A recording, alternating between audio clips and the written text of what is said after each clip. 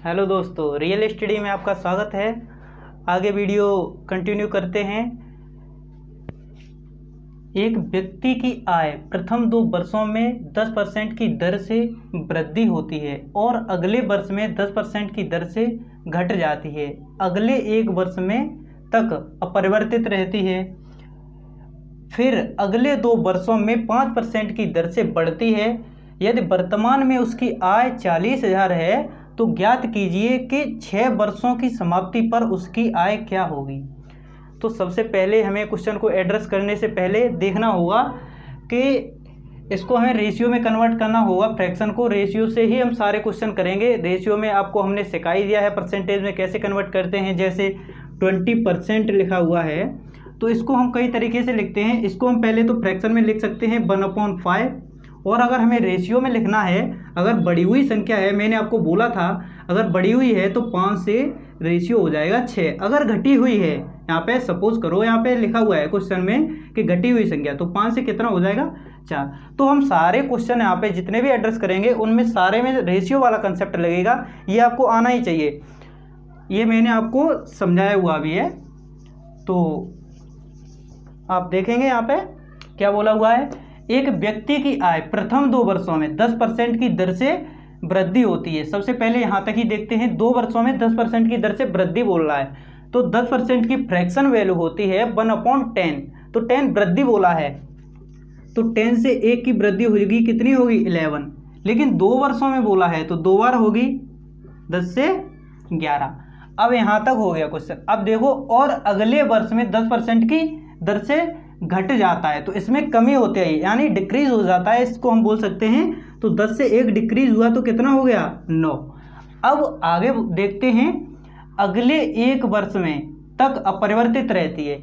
इस लाइन का क्या मतलब है कि अगले 1 वर्ष तक अपरिवर्तित रहती है। इस लाइन का मतलब है कि जिसकी आय, उसकी आय, जो भी व्यक्ति है उसकी आय पहले जो यहाँ पे जिस वर्ष में यहाँ पे जितनी थी चौथे वर्ष वही यहाँ पे रही। कोई इसमें यहाँ पे देखो ये परिवर्तित हो रहा है 10 से 11, ये भी 10 से 11, ये 10 से 9, पर यहाँ पे कोई परिवर्तन नहीं। तो इसको हम रेशियो में सपोज कुछ भी मान सकते हैं। रेशियो में कुछ नहीं होता है, जैसे इधर 100 है, इधर 200 है, तो रेशियो हमेशा सेम ही रहना है। इस जीरो से इस जीरो, ये जीरो से ये जीरो, तो 1/2 ही आएगा। कोई भी वैल्यू ले सकते हैं आप, 50 × 100, 50 × 50, 50 दूनी 100। तो रेशियो तो वही रहना है, कितनी भी बड़ी आप संख्या ले सकते हैं रेशियो में, परिवर्तन में। तो यहाँ पे हम अगर रेशियो 1 लें, और इसे बोला है कि अगले वर्ष तक अपरिवर्तित रहती है, मतलब कोई परिवर्तन नहीं रहता, यानी कि यहाँ पर अगर 1 है तो यहाँ पर भी 1 ही रहेगा, बस कुछ नहीं। इस लाइन का मतलब यही है। फिर देखते हैं, फिर अगले 2 वर्षों में 5% की दर से बढ़ती है। 5% की फ्रैक्शन वैल्यू आपको पता होनी चाहिए, 1/20 होती है।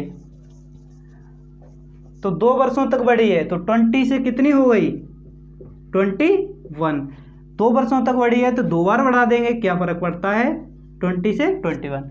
अब ये रेशियो वाली वैल्यू है तो सबका मल्टीप्लाई कर देंगे, इधर आ जाएगा 2 दूनी 4 और 1 2 3 4 5 0, तो 1 2 3 4 5 0, और इधर हम इन सब का मल्टीप्लाई करेंगे 11 11 121 9, और ये सब का अगर हम मल्टीप्लाई करेंगे तो आ जाएगा 480 249।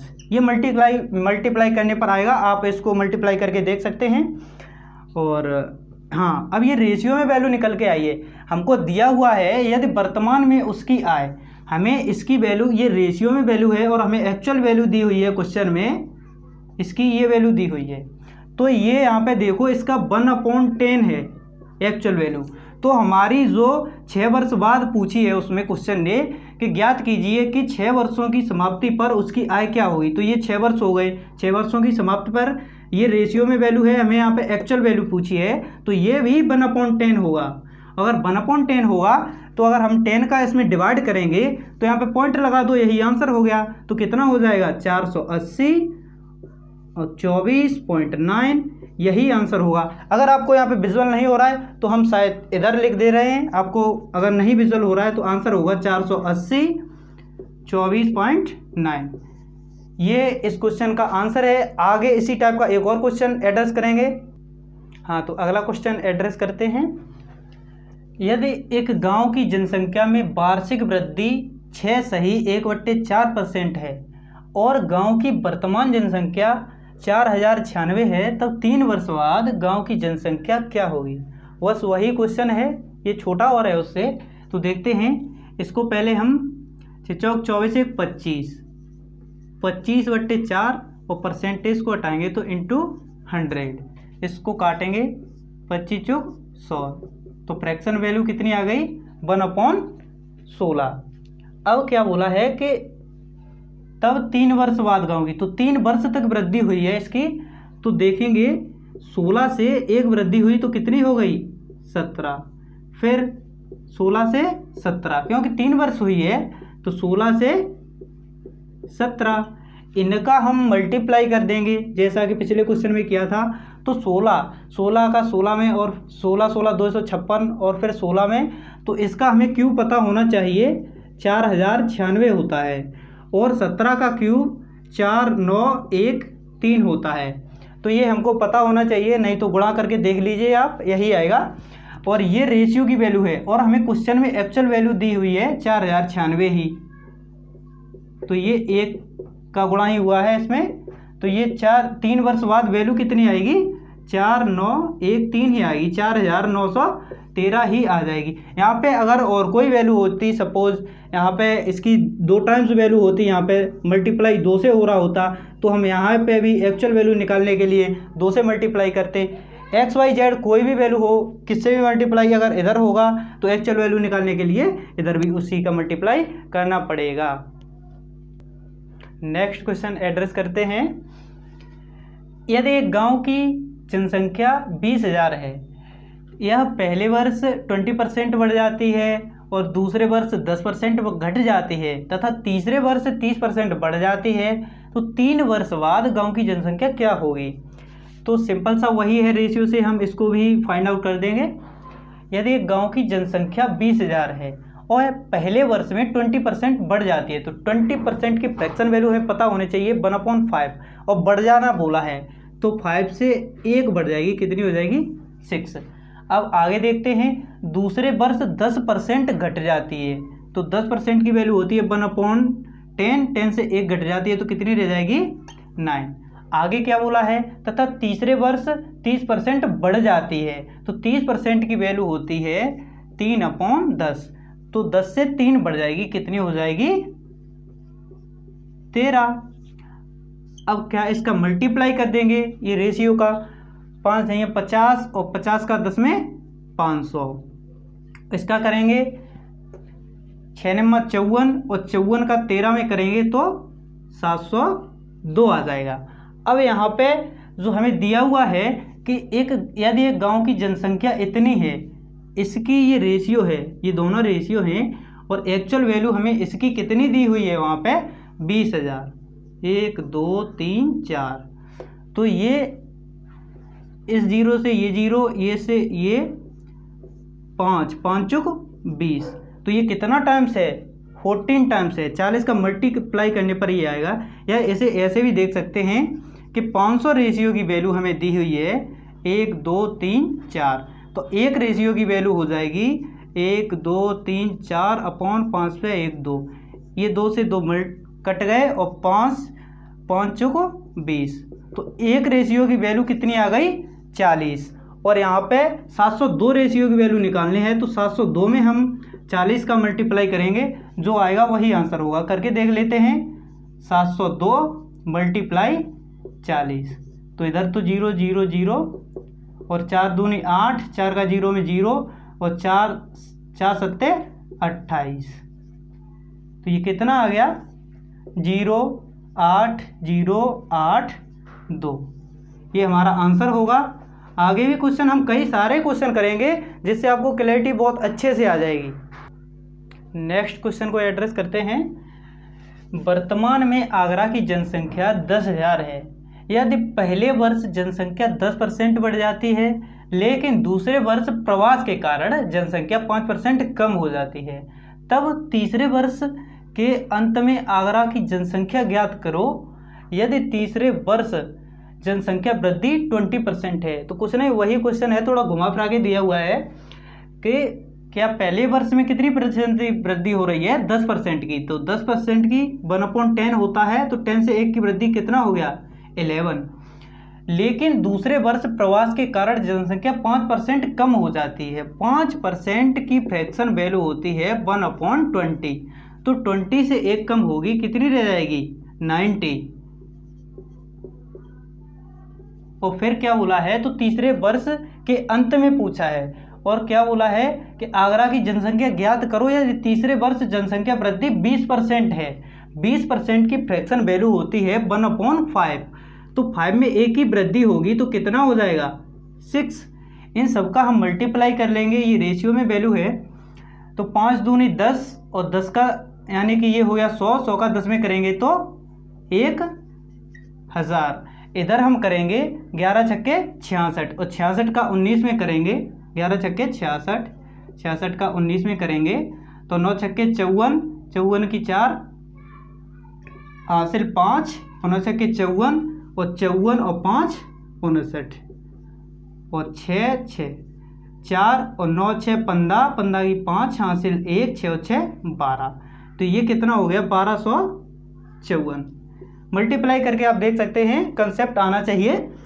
और इसकी वैल्यू जो है वो हमें क्वेश्चन में दी हुई है, यहाँ पे जो निकल के आती है वो रेशियो में वैल्यू होती है। और ये हमारे क्वेश्चन में वैल्यू दी हुई है कि वर्तमान में आगरा की जनसंख्या, ये इधर साइड वाली वर्तमान में होती है, और ये बढ़ के जितने भी साल बाद बढ़ के घट के जो आएगी वो ये वैल्यू होती है, और ये रेशियो में वैल्यू होती है। और इसकी हमें क्वेश्चन में एक्चुअल वैल्यू दी हुई है, वो ये दी हुई है।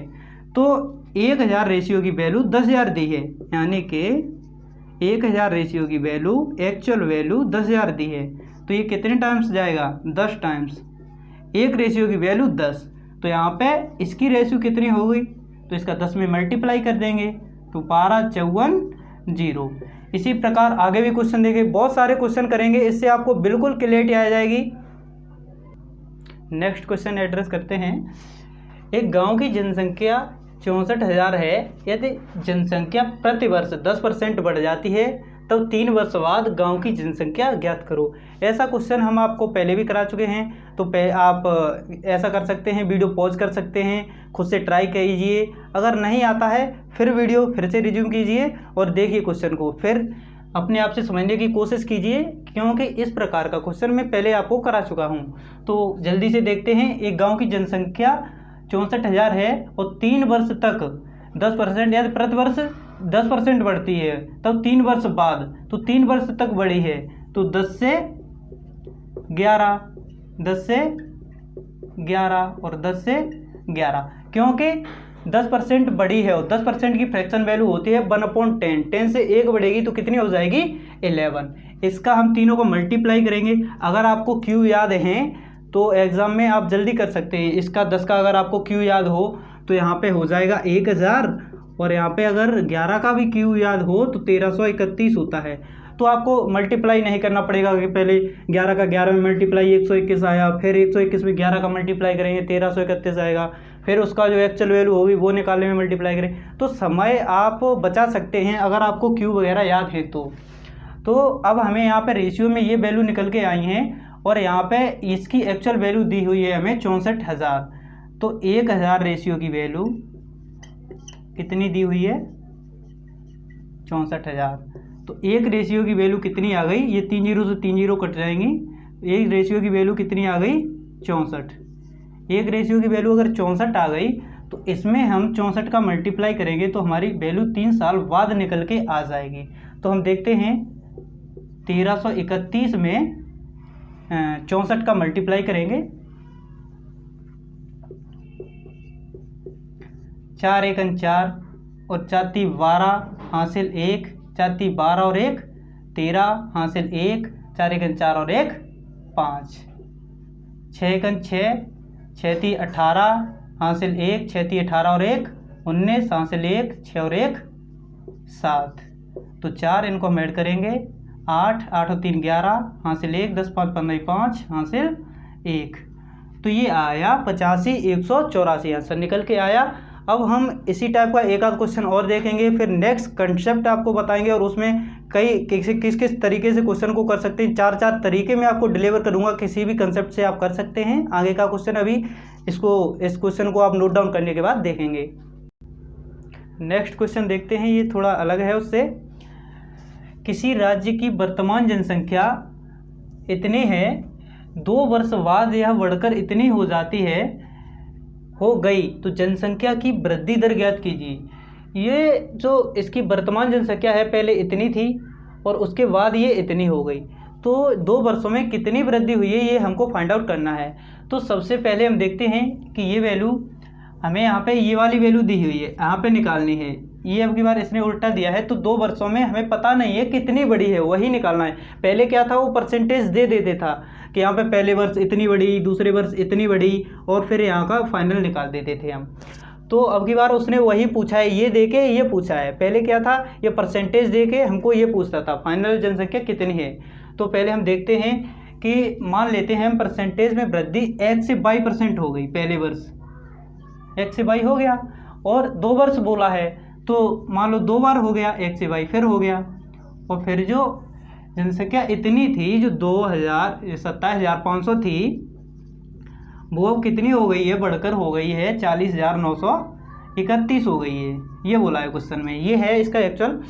तो हम देखते हैं इसका, इसमें मल्टीप्लाई करेंगे x स्क्वायर, तो यहाँ पे x स्क्वायर अपॉन 27,500 बराबर इसका मल्टीप्लाई करेंगे y स्क्वायर अपॉन 40,931। तो इसको हम x स्क्वायर अपॉन में इसको y को इधर लाएंगे, तो y स्क्वायर बराबर इसका मल्टीप्लाई यहाँ पर कर देंगे तो हो जाएगा 2,7,500 अपॉन में 40,931। तो पहले हम इसको कट करेंगे, काटते हैं इसको हम 11 से, तो 11 दूनी 22 और 11 पंजे 55 और 2 0। नीचे देखते हैं 11 3 33 बचे 7, तो यहाँ पर कितना हो जाएगा, 7 बचे तो 11 7 77, और यहाँ पे अब 2 बचे तो यहाँ पर हो जाएगा 11 दूनी 22 बचा 1, तो 11 1 11।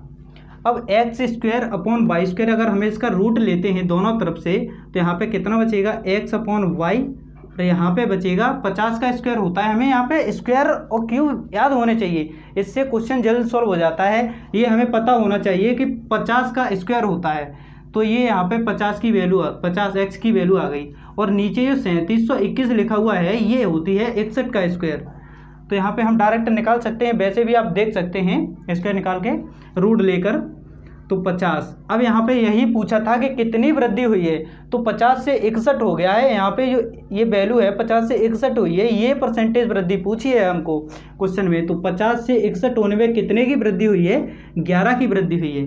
11 की वृद्धि हुई है, कितने पे हुई है, 50 पे हुई है, इंटू 100%। तो इसको कर देंगे, काटेंगे, 50 दूनी 100 और 11 दूनी 22, तो हमारा फाइनली आंसर निकल के आएगा 11 दूनी 22। इसको हम एक और तरीके से करते हैं, ये हमको इतना लंबा बार नहीं करना है प्रोसेस, एक्स स्क्वायर का किया, वाई स्क्वायर फिर उसका रूट लिया, इसको हम शॉर्ट में करते हैं। देखते हैं, कुछ नहीं है, 10 सेकेंड का क्वेश्चन है ओनली। तरीके आपको दोनों आने चाहिए। अगर हमको कभी 2 वर्ष दिया है, 2 वर्ष बाद बढ़कर अगर दोनों जनसंख्याएं दी हुई हैं, जनसंख्या पहले इतनी थी वो बढ़कर इतनी हो गई, तो 2 वर्ष हो, 3 वर्ष हो, 4 वर्ष हो, उसको हम कैसे निकाल सकते हैं। अगर 2 वर्ष दिया हुआ है तो हम रूट में ले लेंगे इनको, रूट 2,7,500 रेशियो, यहाँ पे कितना आ जाएगा, यहाँ पे आ जाएगा 4,0,9,3,1। इसको पहले हम रूट में लेंगे, रूट में लेने से क्या होगा, पहले हम इसको कट करके अगर रूट में लेंगे तो ये 50 आ जाएगा, और ये डायरेक्ट यहाँ पे 61 आ जाएगा यहाँ पे, तो ये डायरेक्ट निकाल लेंगे। 11 की वृद्धि हुई 50 पे इंटू 100%, तो 50 दूनी 100, 11 दूनी 22%। इसको हम कट करके और रूट में लेंगे तो ये हमारा 50 आ जाएगा, ये 61 आ जाएगा, और यहाँ से हम निकाल सकते हैं। इसी प्रकार अगर 3 वर्ष होता, यहाँ पे मान लो इसी क्वेश्चन में उसने दिया होता, जैसे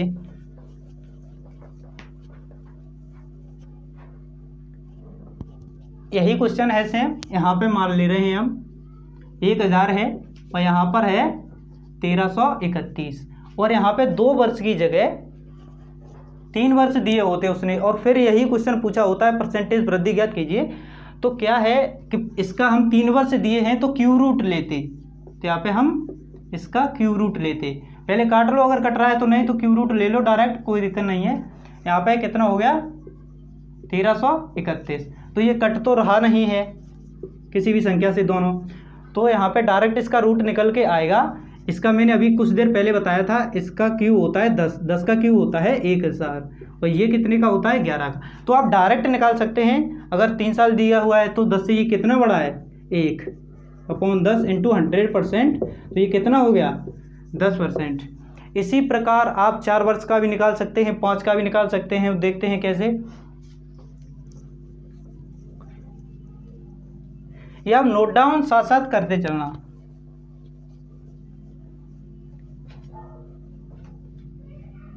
यहाँ पे हम कर देते हैं 4 वर्ष, क्वेश्चन वही रहेगा, कंसेप्ट सेम होगा। यहाँ पे 4 वर्ष, यहाँ पे देख लेते हैं, यहाँ पे हम कर दे रहे हैं 16, और यहाँ पर कर दे रहे हैं 81। क्वेश्चन सेम वही है, बस यहाँ पे क्या बोल दिया, यहाँ पे 4 वर्ष कर दीजिएगा।